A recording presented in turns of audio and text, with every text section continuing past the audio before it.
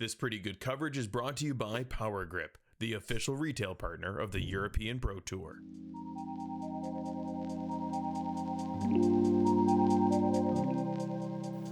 Hello and welcome back to coverage of the 2023 Belgian Open. This is the second stop of the European Pro Tour, and we are bringing you round one front nine coverage of the FPO feature card. Beautiful course here in Braine-l'Alleud, just south of Brussels. The stage is set for the best European competitors to battle it out. I'm Connor Wood, and with me for the first time, Johan Walstam. Johan, how are you doing? I'm doing very well. I'm excited to be here in the commentary booth and check out this great action on this quite challenging course. We had some high scores coming in this round, and even shooting just par is rated over 980. A great point. Very challenging course. Likely to see some struggles here in the woods.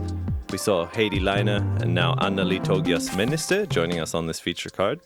And also joining us, Jenni Karppinen out of Finland with a rating of 911. She's currently third in the EPT standings. And rounding out this feature card, Posch, currently sitting at 907 rated. Interested to see if the experience from some of these players from just a week or two ago in Copenhagen may come into play. I think for some of these people, a start of the season, and for others, they're already in it. Yeah, especially when coming to that tournament wind play, getting the experience in Copenhagen where it was very windy. Here we had mild winds, sometimes quite breezy. It was always steady, not so swirly, so quite predictable, but you definitely had to make some adjustments. Some beautiful weather for scoring. And here on hole one, it's a real tester to start out the round, to see where your head's at. It's right there in front of you, 74 meters, slightly downhill. You can have it. There are many options available. You can throw forehand or backhand hyzers. Let's see what they get up to here. Our first shot of the Belgian Open FPO field from Heidi. The most common play, the backhand hyzer, as that has a beautiful width and pace. She slides right up to the basket. Yeah, I like that line. Not too high, not too low, just a basic hyzer down. And she settles nicely. And here Anneli following suit with a putter backhand. And she stays in. It can get... there is a little wall to help you, but you can definitely skip over it. It's quite skippy. Also, the height control we see here. Jenni Karppinen, much higher release, spiking one in. She too comes to rest. And when you go at that line, you're definitely giving the ace a chance as well, which is definitely right in front of you. Certainly in play. Laura looking a little bit lower out of the hand, but she does not skip the wall. This hole does find you at a drop zone. This is Laura for three. Yeah, and that putt right there really puts you to the test. You can't putt too hard. You don't really want to lay it up. OB directly behind, yeah. Making you Really be thoughtful about the pace of your putt. Heidi, unfortunately, also a little bit low. A little bit right there, a little low. Anneli, unfortunately unable to find the birdies here on this FPO feature card. The first putt of the tournament is sometimes the hardest putt of the tournament. So sometimes you gotta get your bearings, remember your routine, and put it in confidently. Can you speak a little bit to how much a warm-up is important coming into these tournament mornings, especially if you're starting early in the day? Yeah, definitely. Making sure you both get a physical warm-up, get your blood pumping, your muscles activated, but also you're just getting in the mindset, getting through all your form and making sure everything feels nice and easy and good technique. Here on hole 2, we have another par 3. This is a quite challenging one, 131 meters. You have a bit of a ceiling coming out the gap.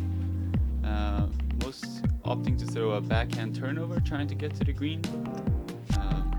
But it's a long one. You definitely, a lot of people do end up short and lay up for EC3. There's OB left and right. So the more aggressive you go, the more chance you have to pick up a bogey. Also sloping right to left in the backhand being the play of choice. Exactly as I was mentioning, very frequent that you fade out to that left side where you can find OB quite quickly. Heidi looks to have kept it safe though. Anneli getting a soft flex down the middle. This looks really nice. She will find herself, I believe, just outside circle 2 for a short approach or a long putt. Yeah, that's a great drive. Very solid shot down the middle. Nice turnover. And for this hole, you can really make a decision. You don't need to take a big risk. As long as you land out here in the middle of the open, you should have a easy pitch up for 3. Especially this early in the tournament, no reason to get crazy. I think layups for most of these players here now from that range. Laura up first. She faded a little bit right, but still well within there. Heidi also playing the chip hyzer approach.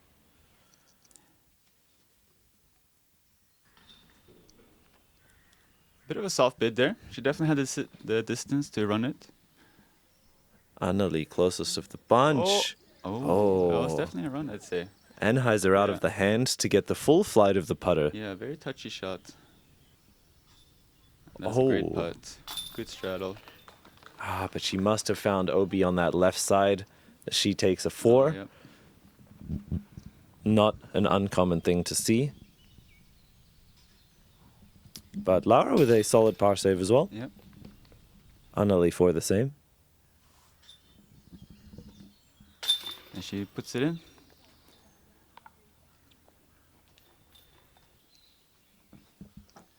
And the final tap out here for par. Definitely a bonus birdie here. The second longest par 3 on the course. A really tricky one to find the birdie on. Yeah, no doubt. But we move on to hole 3. Par 3, 106 meters. This hole is a tight tunnel over this initial gap. You have to break this tree line and have a long, straight shot. OB tucked very quickly to the left and the right, as well as long of the green. If you do manage to get your shot all the way up there, you then have to contend with this slightly elevated basket, beautifully perched on this stump. It is a good hole to test your 100-meter straight shot, which is very common on this course. Common shape and distance required. Yeah, no doubt about that. It's a shot you really need to have dialed to have score well on this course. And this is a nice turnover. Let's see if it comes back in time. Finds the trees on the right. But the OB does sort of bend out there. There's a little bit more space on the right the further up you get. So likely both of those shots that you just saw still safe within bounds, but might be scrambling from the trees for a 3. Laura with a great shot up the middle as she slides just within the circle. She'll be putting for birdie from there. And all these ladies throwing great shots down the middle here, going for the same line. A nice turnover down the middle. And let's see what they can make here on the putting green. Also a bit of a half bid there, but ended up just a few meters in for an easy 3. Oh, but Laura actually just outside the circle here, 11 meters for birdie. And she cashes it. Good catch. And that's really a good one to get going for this round. That's not an easy birdie. First birdie of the tournament in the FPO field here for our coverage. Anneli with a patent pending Enheiser upshot. Keeps it nice and low, no funny business. And Heidi from the bushes also finds the birdie. Really good stuff here on hole 3. Yeah, it's another 2 putts in a row now. She's scrambling from the bushes and making a putt. Those can be real tricky as it's not a common thing you practice, but she seems to have those dialed in so far. It's great to see as we walk away with 2 birdies and 2 pars here on hole 3. Coming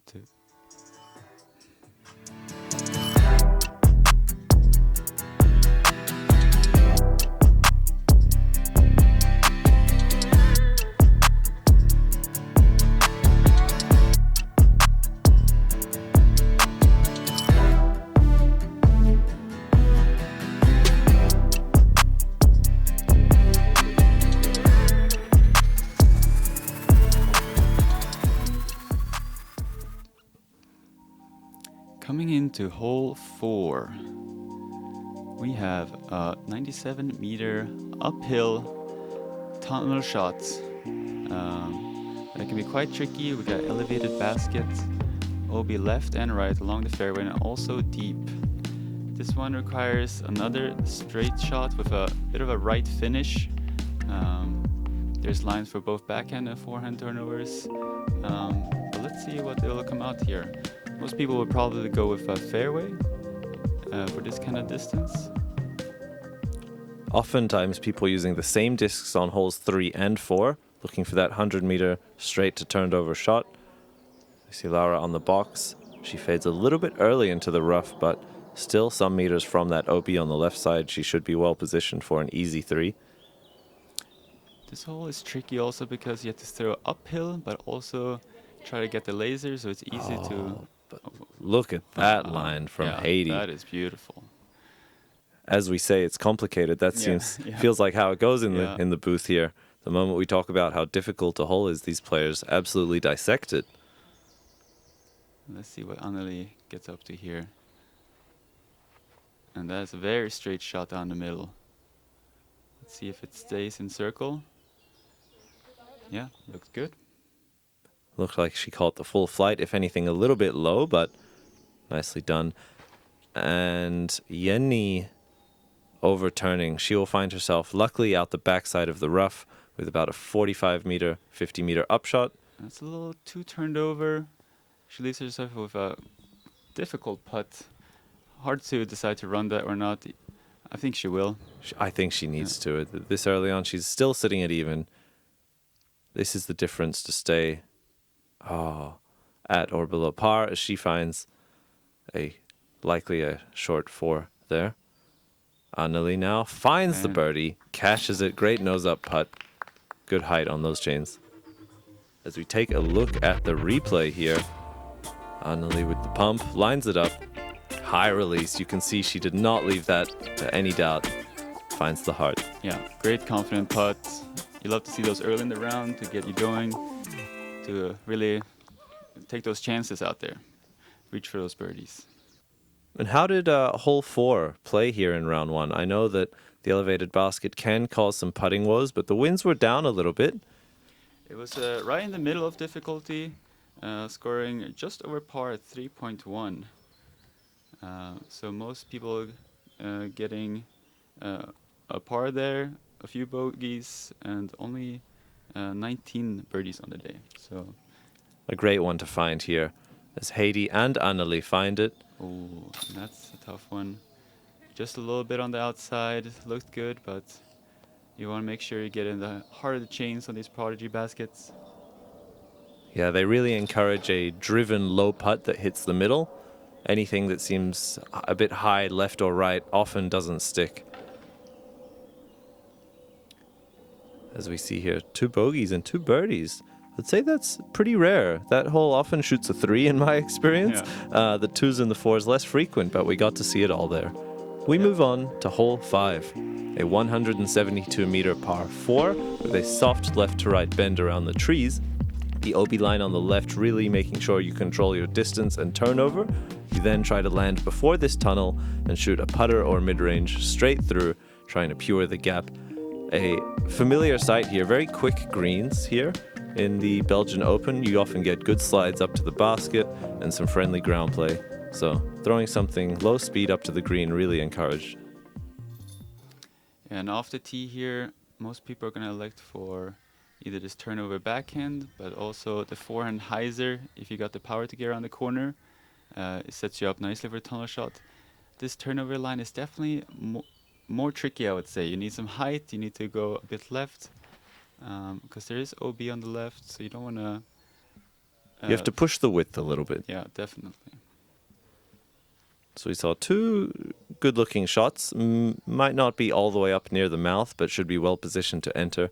And anything longer than about 95 meters pinches you off from the entrance to the tunnel. Laura, that's going to be a great spot that gives her about 90 or 100 meters straight look to the green. I think she'll be a little bit pinched off from the angle. You really want to make sure you make it just past these trees on the right. And this is the aggressive line. The backhand roller shapes really nicely. And that is Oh, looking really good. Looks to have over-curled to the right into the tree line. Maybe just a patent penny. But yeah, look, Laura's got that straight shot. Yeah. She doesn't have the distance to have a low-speed disc, I think. She's still quite far, but in a really well-positioned spot for the straight shot. This driver here gets well within the fairway, but skips a bit to the left at the end. Here we see Anneli with a nice turnover shot. Gets about halfway down the tunnel. She might have a bit of a look there. Jenni from the bushes. She'll just pitch up to the opening. I think And that's often what you have to do if you end up in those trees. left or right of the mouth, actually. You see a lot of people pitching up here, understandably. As we see some shots unable to pierce the gap. Good backhand standstill from Jenni there as she hits that early floor and gets that slide we mentioned. She's right up there in circle 1 for par. Lining up the putt here. That's a solid pitch up from the woods there. I don't think she had any bit of a look there. Still with significant distance, if you find any of these early trees, it can be troublesome trying to save a birdie or par. So at this point, once you don't hit the second gap cleanly, I think the 4 is coming into play almost every time. And Anneli with a long... Oh! From downtown, she finds the chains. Maybe 20 meters. As we take another look at that quickly here. Johan, walk us through this. Look at this. She reaches far down, gets a full jump, and it just comes in on a perfect line for the hyzer in. Well done. 2 in a row. Super hot start for Anneli, currently leading here on this card at 2 under par. Bogey free. Just a little bit low there on the putt. The rest of the cards should be tapping in here for their bogey.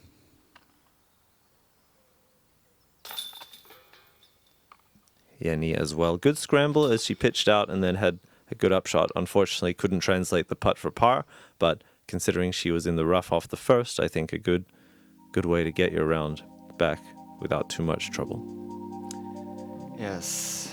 And talking about trouble, here we get to hole number 6. 165 meters. And as we're flying down this fairway, you can see it's a long tunnel.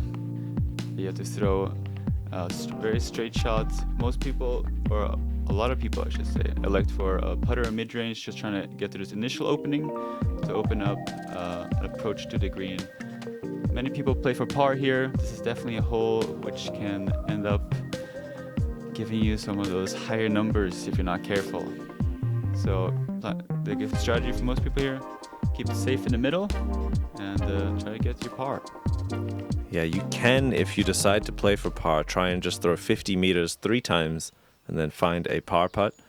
If you do go up to the driver, you can get a little bit more aggressive and try to fight through that initial gap. Anneli almost making it the whole way, but kicks to a friendly position, still well within the fairway. Yeah, definitely. If you do kick somewhere, definitely be left. Still opens up a pretty good hyzer line for a 4. And a little bit of insight here, speaking to the Tougjas family, the course designers and hosts of this event. They have told me on many occasions that this is the hole that make or breaks your round. Oh, definitely. It comes in fairly early in your round, and as you can see, it's a hard one. I mean, the fairway, looking down the tunnel, must be about 2.5, 3 meters for the initial gap. I'd say about 3 off the tee and then the whole way there until it opens up in the middle. It is very tight, and that seems to be a fine spot there. You really can just pitch up this second shot. If you kick left or right, it's very common to just do about 30, 40 meters to put yourself back in the middle and have another 50 to the green. Anneli here. She's shaping an aggressive line.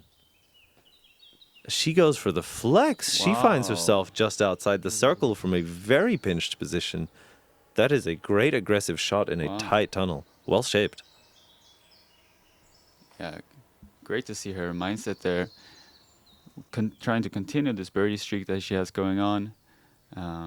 That's something that you don't see that common from those kind of position over there, because you do have to go for quite a technical line there with the Enheiser, but she manages. A smooth looking shot from Laura, but skips a little bit long there. A nice forehand up shot there. Highs it a little bit early, but she will still remain in the circle. And we are all putting. There is a small drop off right behind the basket, but not too Anneli big. for birdie. And she does it. Wow, the confidence in that putting stroke. Gives it the height and drops it in. She is on a streak with 3 in a row. Now that is a bonus birdie. Heidi as well from Wow. deep circle uphill. putt. Finds that par save very solid. On the day, there was only 16 birdies in the entire MPO and FPO field. So seeing Anneli come in there, that's impressive. And Laura. These ladies making this putting green look like easy work. Yeah, taking a 4 here, you're happy. With this hole scoring 4.5 on average. And the third hardest hole on the course on the day. I can believe that. So we see Jenni. I was just going to say it can be quite a difficult putt to make from that 5 to 7 range when your card mates are draining 9 to 12 meter putts and you're up last. It's a different type of pressure. Especially if you have a little bit of awkward footing, you can't quite get the power. That's her second one low in 2 holes in a row, so she'll be tough.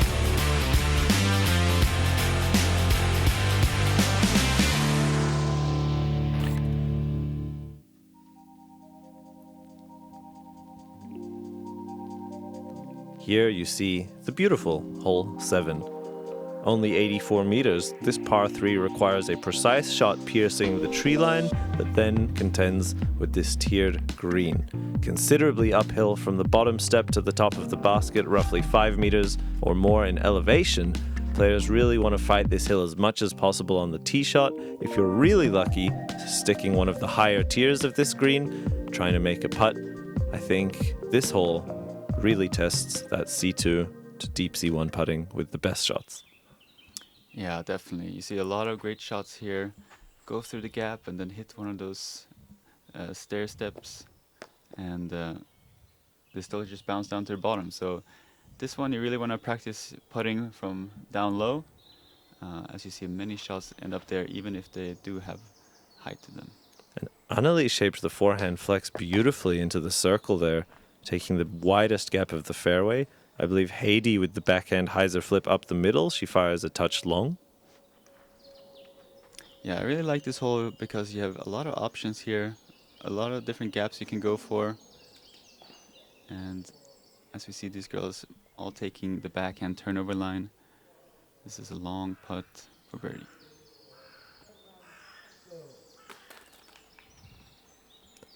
Jenni lays that one up smoothly. You can choose to run this given the backstop, but the roll is a very real potential. Many players, though, liking to give this a run if they're within putting range. You just don't want to leave it too low. You don't want to hit the cage too hard and bounce back.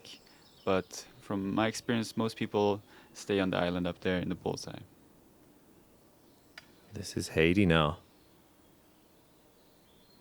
For birdie, circle 2 uphill. Just a little bit right side, Good not height quite on getting it. the hyzer fade. And let's see what Anneli does here. Can she keep up the streak?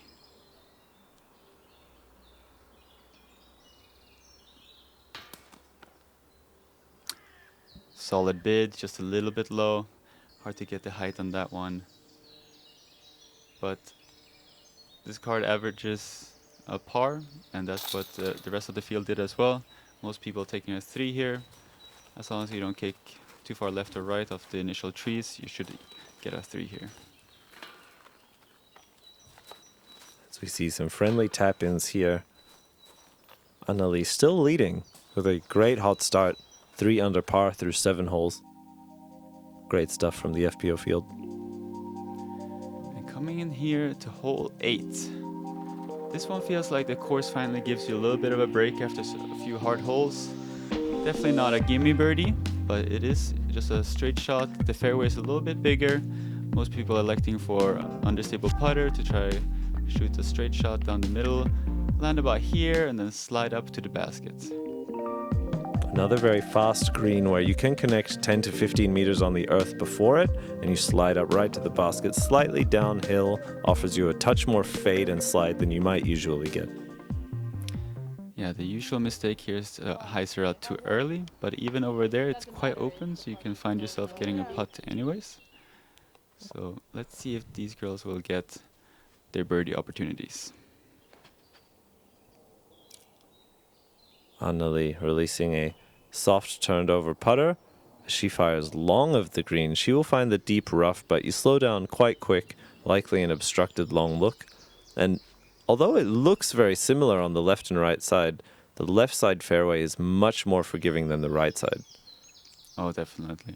And the basket does curve a little bit to the left, so you want to make sure you have a little bit of fade to your shot here. I think that's just I think this shot is a total straight shot, and the hope to hyzer left at the end, get that hyzer fade, it might be bonus, but really you can throw a straight shot. I saw a lot of people throwing forehands here as well. It would be nice, but I think this is one of those deceptive shots that makes you think you should throw a hyzer, when in reality it's just a straight shot. An unfortunate tree kick there for Jenni at the end. This is Laura from about 40 meters. Just a good jump putt approach, no troubles. Yeah, she lays that one up nice and tidy. And another long putt. From Jenni. I believe she'll try to lay this one up as well. She's had some aggressive half bids, but yeah, you see how heavily obstructed she is. And that's a touch shorter than I think she would like. Didn't quite slide, in fact, cut rolled a little bit back towards her. Definitely a tester. Anneli, it looks like she was giving that a bid, but catches some leaves in the process. But she's right next to the koozie there.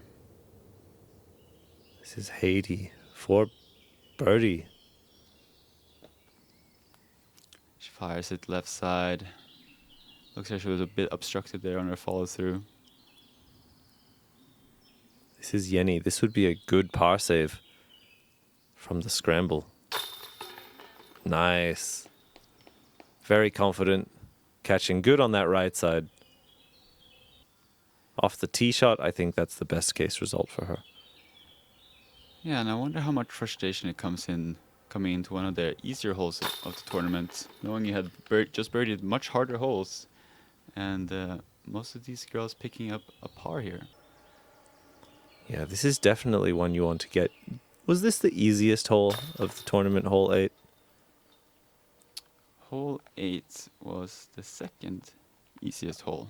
So definitely one that you want to pick up if you want to maintain pace with the best players. Yeah, definitely. There was a lot of birdies on the day, only a few bogeys. So yeah, definitely one you wanted to pick up. And after that short sigh of relief on 8, you go back into the woods with a very tricky par 4. Hole 9, 183 meters. You have a series of initial gaps to hit with a left to right shape. Your best shots will land right around here, as you then have to contend with another series of gaps and an awkwardly shaped fairway with a tight tunnel. Players need to shape likely a big forehand turnover or hyzer skip down this path, another very quick green. You really need to control the pace of your disc and the hyzer angle coming in here, because skips, rolls, and slides come quick. Really hard birdie. 4 feels like a birdie here, and 5 is feeling like a par. No doubt. And if you look at the stats on this hole, I will definitely agree with that statement. Anneli, unfortunately, hitting the early lamppost and kicking left. Left side does open up the second shot more, but of course you want more distance through that initial gap. And this looks really nice. Laura puring one down that right side inside gap with the turnover backhand. Yeah, it's a great line. I'm always curious where people are aiming on this hole, which gap you're aiming for, what tree you might be focusing in on. For me, I've tried the right side with a forehand, try to get some skip up there, but you can definitely get a little bit of extra distance if you hit this line, but it is so tricky to get through there. Well, playing with some of the locals the day before the tournament, the turnover backhand on the most inside gap was the best line to have even a chance at birdie.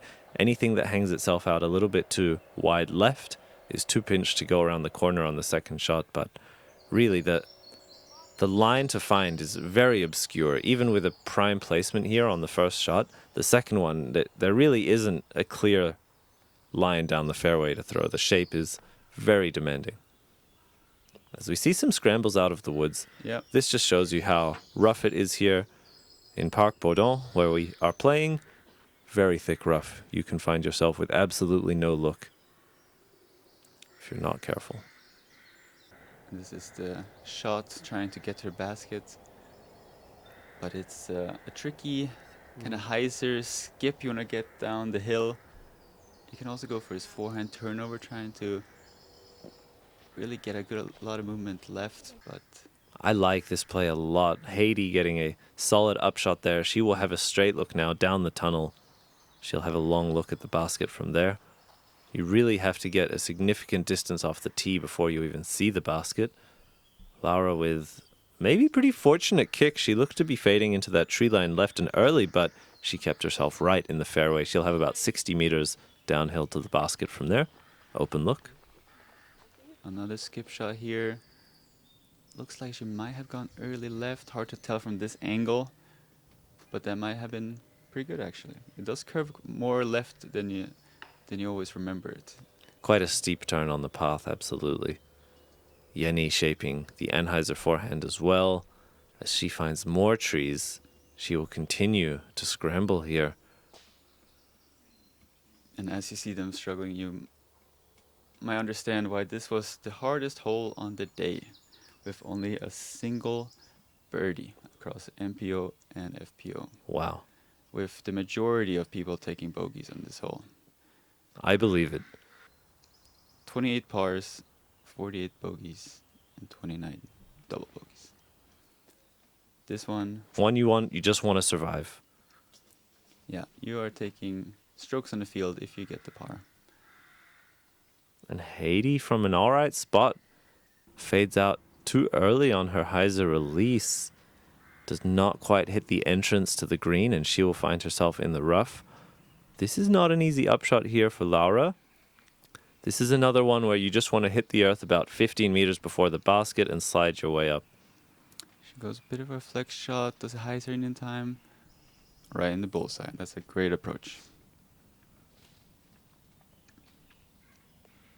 Now Anneli.